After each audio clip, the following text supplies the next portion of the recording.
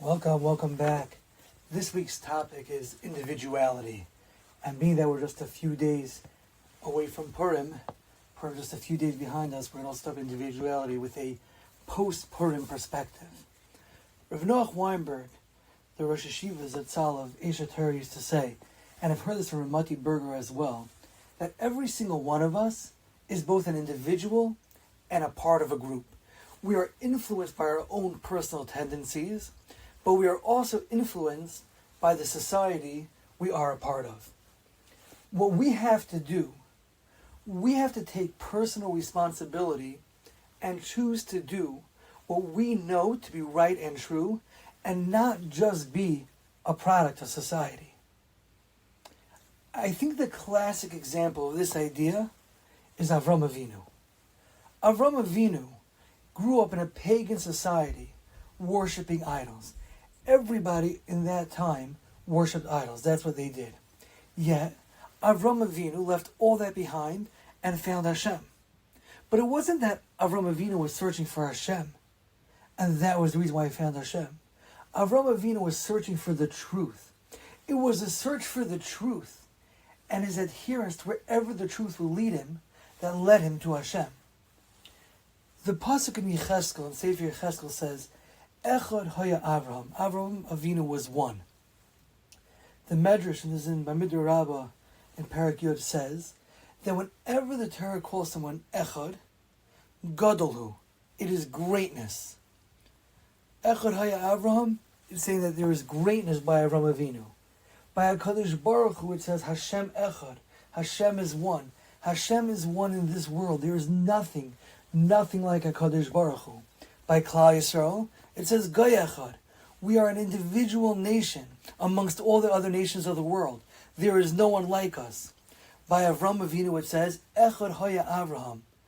Avram Avinu was one, because Avram Avinu was an individual in his time.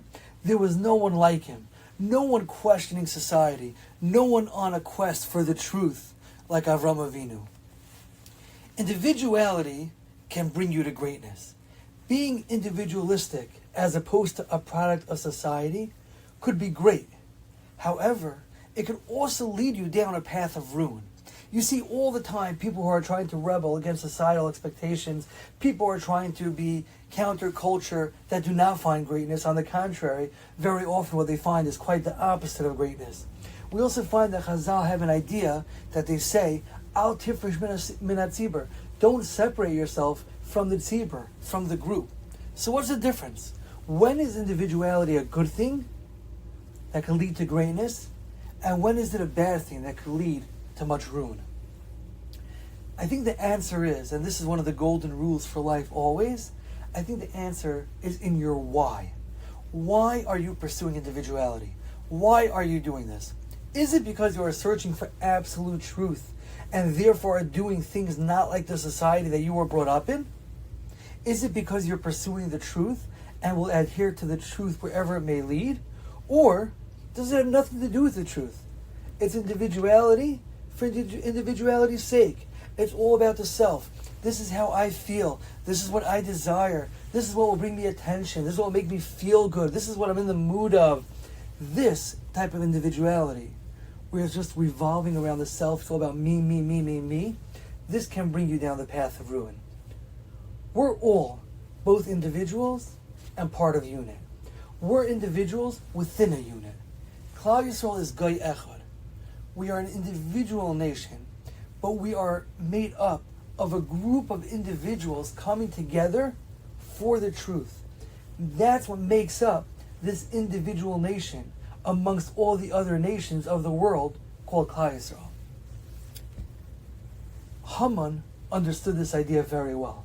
When Haman approached Achashverosh to get permission to annihilate the Jews, what did Haman tell Achashverosh? Haman said, the pasuk says, Vayomer Haman lemelech. And Haman said to King Achashverosh, Yeshnei am echad. There is one nation, mefuzar umefoyrud bein ha'amim, scattered and dispersed amongst the other nations, b'chol medinas malchusecha, throughout all the provinces of your empire. Haman understood that despite the fact that individually we were spread out all over the place, that the Yidden weren't centrally located in any one place, they weren't concentrated in any one locale, they were spread out all over the place, but we were still together as an individual nation amongst all the other nations. Why? As Haman continued, because V'doseyim shoynis mikol am. Their laws are different from all the other nations. So again, Haman says, there's a nation scattered and dispersed amongst all the other nations throughout the provinces of your empire. Their laws are different from all the other nations. Haman understood that it's the Torah, our adherence to the truth and to the Torah, that sets us apart as individuals from society, yet at the same time creates an individualistic unit, a goy echad, one nation amongst all the other nations of the world. Let's try to live a little higher and realize that we choose for ourselves whether we are more individualistic or more societal. When making the choice, let's use the Torah and our search for the truth and meaning. Let's have that be our guide. Let's realize that while there's nothing wrong with self-expression, and to the contrary, self-expression can be healthy. However, individuality for individuality's sake can be detrimental.